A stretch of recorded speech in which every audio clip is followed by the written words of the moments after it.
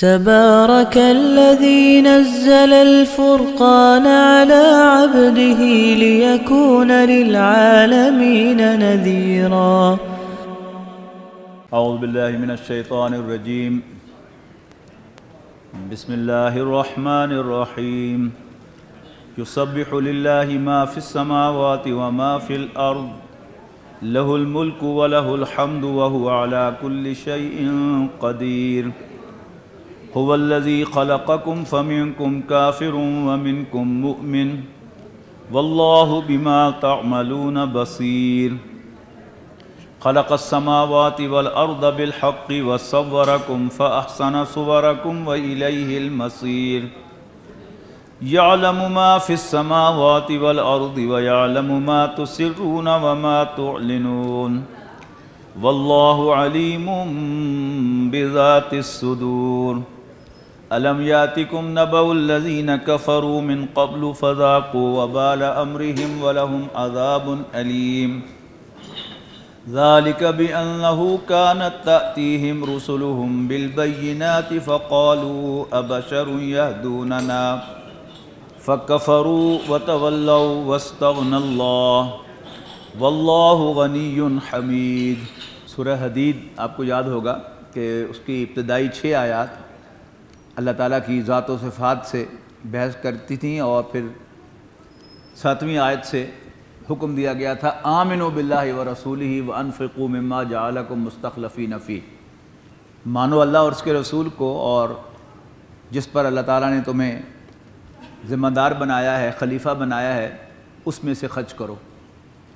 وہ جو تم میں سے خرچ کرتے ہیں، ایمان لاتے اور خرچ کرتے ہیں، ان کے لیے بہت بڑا اجر ہے.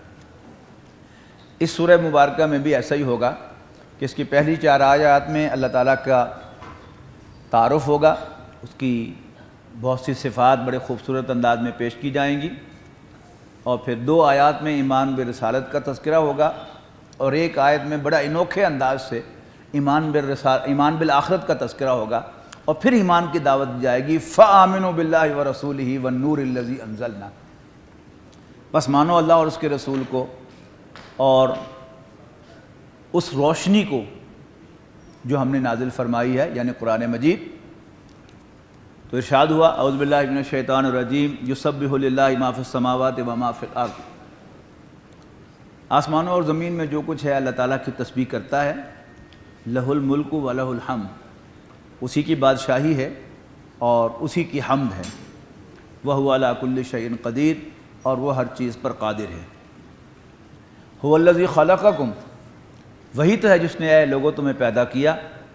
فمنکم کافر ومنکم مومن، بس تم میں سے کچھ کافر ہیں، انکار کرنے والے ہیں، اور کچھ ماننے والے یعنی مومن ہیں. واللہ بما تعملون بصیر، اور جو کچھ بھی تم کرتے ہو اللہ تعالیٰ اسے دیکھتا ہے.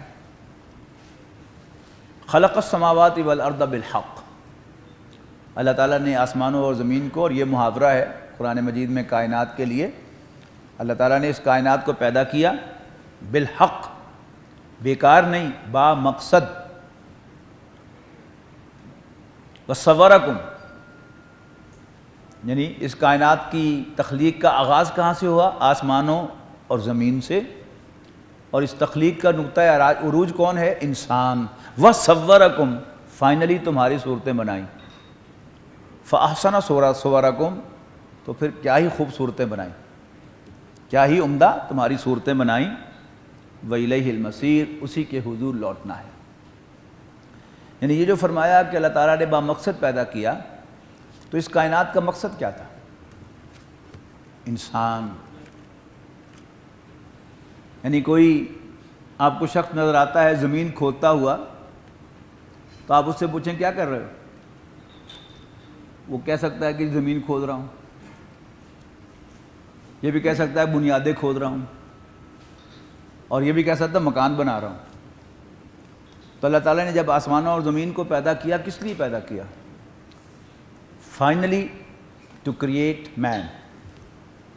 اور جب انسانوں کو اللہ تعالیٰ نے بنایا تو انسانوں میں سے بیسٹ کس کو بنایا؟ رسول اللہ صلی اللہ علیہ وسلم کو. تو اس کائنات میں یہ سب کچھ جو ہے وہ کس کی تخلیق کی تیاری تھی؟ وہ محمد رسول اللہ کی تخلیق کی تیاری تھی.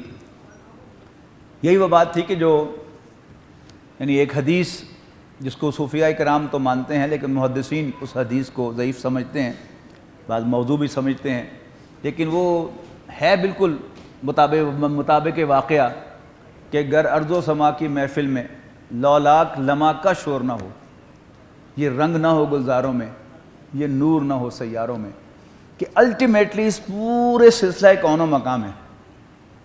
ایز اے اسپیشیز انسان کو بنانا تھا، تو یہ سب کچھ کس کے لیے پیدا کیا؟ انسان کے لیے۔ کئی دفعہ ہے قرآن مجید میں خلق لکم ما فی الارض جمیعا، بالکل پہلے پارے میں یہ فرما دیا گیا کہ تمہارے لیے یہ سب کچھ پیدا کیا۔ پھر انسانوں میں سے جو بیسٹ کریشن تھی اللہ تعالیٰ کی وہ کون تھی؟ ایز این انڈیویجول حضرت ابراہیم علیہ السلام، کہ کوئی انڈیویجول حضرت ابراہیم علیہ السلام سے آگے نہیں جا سکا اللہ تعالیٰ کی بندگی میں، اور اجتماعیت میں اللہ تعالیٰ نے رسول اللہ صلی اللہ علیہ وسلم کو ایک اجتماعی نظام، بندگی کا ایک نظام قائم کرنے کے لیے پیدا کیا، اور آپ نے اس مقصد کو پورا کیا۔ تو الٹیمیٹ گول کیا تھا نبی اکرم صلی اللہ علیہ وسلم کی تخلیق مبارکہ؟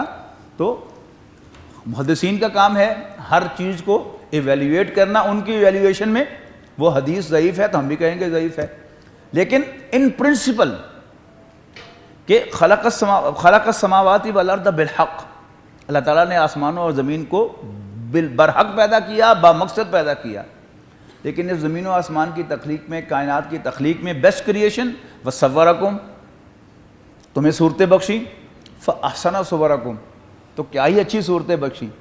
پھر انسانوں کے اندر جو ایولیوشن کا پروسیس ہوا، اور وہ ایولیوشن کہاں جا کر رکی، اس کا نقطہ عروج رسول اللہ صلی اللہ علیہ وسلم۔ تو اس کائنات کا مقصد اگر کوئی یہ کہے کہ نبی اکرم صلی اللہ علیہ وسلم کی تخلیق تھی، تو وہ ان پرنسپل صحیح ہے، غلط نہیں ہے۔ گر ارض و سما کی محفل میں لولا کا لمحہ کا شور نہ ہو، یہ رنگ نہ ہو گلزاروں میں، یہ نور نہ ہو سیاروں میں۔ وَإِلَيْهِ الْمَصِيرُ، نبی اکرم صلی اللہ علیہ وسلم نے اس کو یوں ڈسکرائب کیا، انما الدنیا خلقت لکم، لوگو یہ دنیا تمہارے لیے پیدا کی گئی ہے، وَأَنْتُمْ خُلِقْتُمْ لِلْآخِرَةِ، اور تم آخرت کے لیے پیدا کیا گئے ہو۔ دیکھیے کہ فَصَوَّرَكُمْ فَأَحْسَنَ صُوَرَكُمْ وَإِلَيْهِ الْمَصِيرُ، اسی کے حضور تمہارا آخری انجام ہے، تمہارا اینڈ ہے۔ اچھا، اب اللہ تعالیٰ کے بارے میں مزید بتایا جا رہا ہے، یعلم ما فی السماوات والارض، اللہ تعالیٰ جانتا ہے جو کچھ بھی آسمانوں اور زمین میں ہے۔ اب اس میں سب کچھ آ گیا نا، اب مزید وضاحت ہے کہ صرف آبجیکٹس ہی نہیں، ایکٹس کو بھی جانتا ہے، وَيَعْلَمُ مَا تُسِرُّونَ وَمَا تُعْلِنُونَ، اور وہ جانتا ہے جو کچھ تم چھپا کر کرتے ہو اور جو کچھ تم اعلانیہ کھلے عام کرتے ہو، سارے کام آ گئے۔ مزید ایک ایڈیشن، وَاللَّهُ عَلِيمٌ بِذَاتِ الصُّدُورِ، اور وہ سینوں کے بھیدوں کا بھی جاننے والا ہے۔ یعنی ایک عمل ہے، اس کے پیچھے انٹینشن کیا ہے، نیت کیا ہے، ارادہ کیا ہے، اللہ تعالیٰ اس کو بھی جانتا ہے۔ اچھا، اب قیامت کے دن جب ہمارے اعمال نامے کھلیں گے تو اس میں کیا ہوگا؟ یعنی ایک تو وہ یہ تو نہیں ہم کہہ سکتے کہ کس شکل میں ہوگا، لیکن آج تک کا ہماری جو انڈرسٹینڈنگ ہے اس کے مطابق میں کہہ رہا ہوں کہ اگر میری ویڈیو فلم جو ہے وہ چلنی شروع ہو جائے میری زندگی کی، اور میری ساری کرتوتیں جو ہیں وہ ہائٹ لائن ہونی شروع ہو جائیں، تو پھر کیا حال ہوگا میرا؟ پھر بظاہر کو اچھا کام ہے اور اس کے نیچے میری نیت بھی ہائی لائٹ ہو رہی ہو، جیسے آپ آئی سی یو میں جائیں تو اس میں ایک تو وہ ای سی جی جو ہے اس کی پکچر آ رہی ہوتی ہے، اور ساتھ ہی نیچے جو ہے بلڈ پریشر بھی اور پلس ریٹ بھی ساتھ ساتھ شو ہو رہا ہوتا ہے۔ تو اسی طرح کی ہوگی کہ وہ ویڈیو بھی چل رہی ہوگی اور ساتھ ساتھ نیتوں جو ہیں وہ بھی کھل کے سامنے آ رہی ہوں گی کہ اس وقت اس کی نیت کیا تھی، اس کے دل میں کیا تھا، یہ کیا چاہتا تھا، کدھر جا رہا تھا۔ تو یہ پورا اللہ تعالیٰ کی علم پر میں سمجھتا ہوں کہ پورے قرآن مجید میں اتنی پروفاؤنڈ آیت نازل نہیں ہوئی کہ یعلم ما فی السماوات والارض، اللہ تعالیٰ جانتا ہے جو کچھ بھی آسمانوں اور زمین میں ہے، وَيَعْلَمُ مَا تُسِرُّونَ وَمَا تُعْلِنُونَ، اور جو کچھ تم چھپا کر کرتے ہو اسے بھی جانتا ہے، اور جو کچھ تم کھلے عام اعلانیہ کرتے ہو اسے بھی جانتا ہے۔ وَاللَّهُ عَلِيمٌ بِذَاتِ الصُّدُورِ، اور اللہ تعالیٰ سینوں کے بھیدوں کا بھی جاننے والا ہے۔ اب 4 آیات میں ایمان باللہ مکمل ہوا with a short reference of آخرہ۔ اس کے بعد 2 آیات میں ایمان بالرسالت کی حقیقت بیان ہوگی اور کمال کی، الم یاتکم نبأ الذین کفروا من قبل، کیا نہیں پہنچی تم تک اے لوگو، اے مسلمانوں، خبر ان لوگوں کی جنہوں نے اس سے پہلے انکار کیا تھا، کفر کا روش اختیار کی تھی، فذاقوا وبال امرہم، پس انہوں نے اپنے کیے کے وبال کا مزہ چکھ لیا، یعنی جو کچھ انہوں نے کیا تھا اس کا مزہ انہوں نے چکھ لیا، وَلَهُمْ عَذَابٌ عَلِيمٌ، اور ان کے لیے ایک دردناک عذاب ہے، یعنی دنیا میں تو انہیں مزہ چکھا لیکن آخرت کا عذاب ابھی ڈیو ہے۔ ذَلِكَ بِأَنَّهُ كَانَتْ تَأْتِيهِمْ رُسُلُهُمْ بِالْبَيِّنَاتِ، یہ انجام ان کا اس لیے ہوا کہ ان کے پاس ان کی طرف بھیجے ہوئے اللہ کے رسول آئے تھے واضح نشانیاں لے کر، فقالوا، لیکن انہوں نے کہا ابشر یہدوننا، کیا ایک بشر ہمیں گائیڈ کرے گا؟ فکفروا، لہذا انکار کر دیا، وتولوا، اور منہ پھیر لیا اس کی رہنمائی سے، واستغنى اللہ، تو اللہ تعالیٰ نے بھی ان سے بے پرواہی برتی۔ اب یہ جو بات ہے ابشر یہدوننا، اس کا ظہور دو طرح سے ہوا ہے، یعنی جو نبی کے مخاطبین تھے وہ چونکہ ان کو ایک نبی نظر آ رہا تھا، انسانی شکل میں انسان نظر آ رہا تھا، انہوں نے اس کی نبوت کا انکار کر دیا، یہ کیسے نبی ہو سکتا ہے؟ لیکن بعد میں آنے والوں نے ان کو نبی مان لیا، ان کی بشریت کا انکار کر دیا، یعنی یہ دو چیزیں ایک چھوٹا مائنڈ جو ہے وہ اکوموڈیٹ نہیں کر سکتا کہ ایک شخص نبی بھی ہو اور انسان بھی ہو۔ واللہ غنی حمید، اللہ تعالیٰ بے نیاز اور لائق حمد و ثنا ہے۔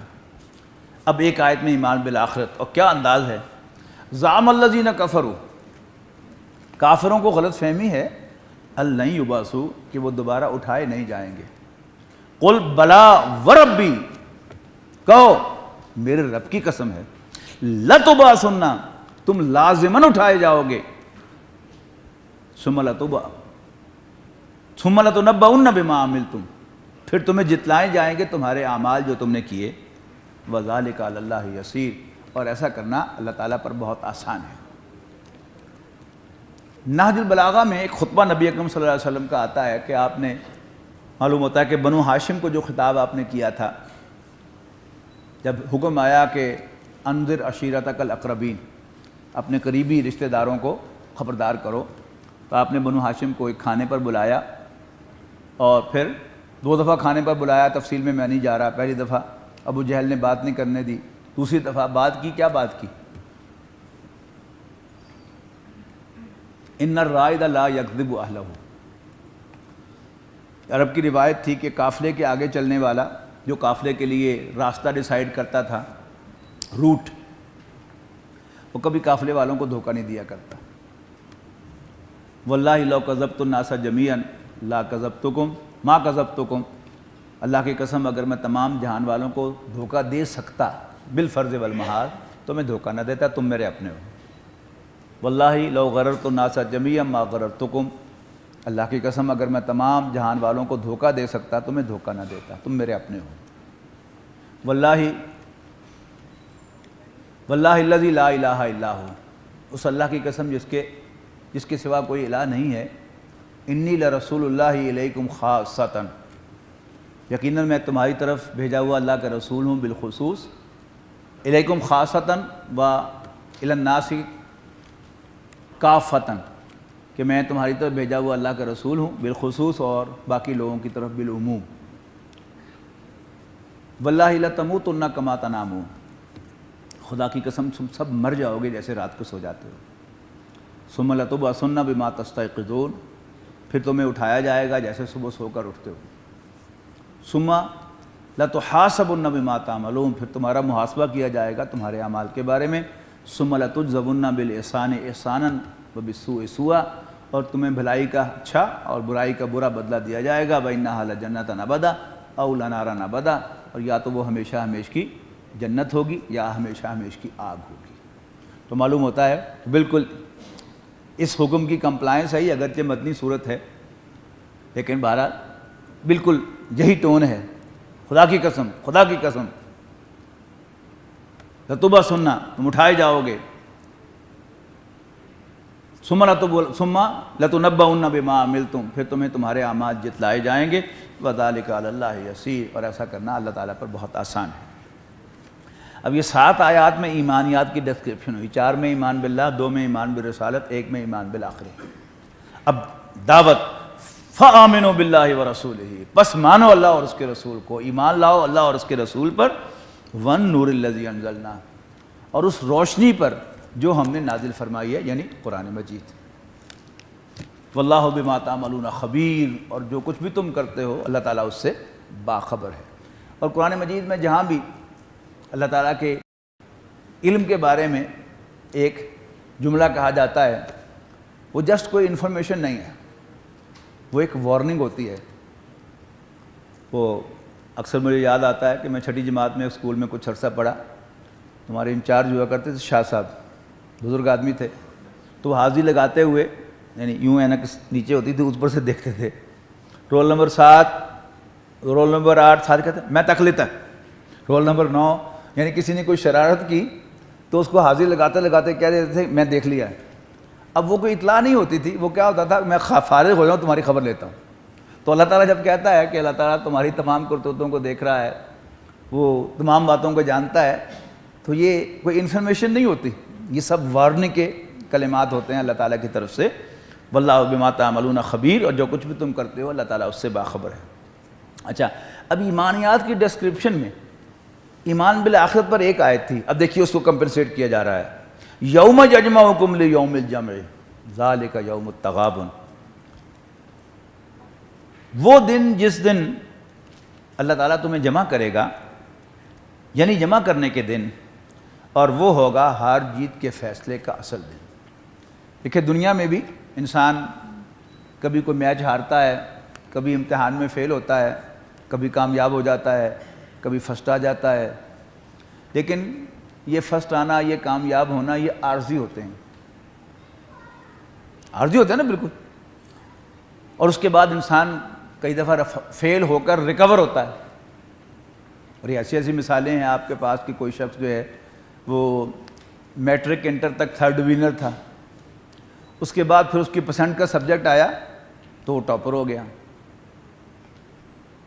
یاد ہوگا ڈاکٹر زیڈی ہاشمی صاحب، وہ وائس چانسلر رہے ایگریکلچر یونیورسٹی کے، پھر سیکریٹری ایگریکلچر رہے سینٹر میں۔ انہوں نے خود MCI اسکول کے وہ طالب علم تھے، میں بھی MCI اسکول کا پڑھا ہوا ہوں، تو اس میں ایک فنکشن میں وہ چیف گیسٹ تھے۔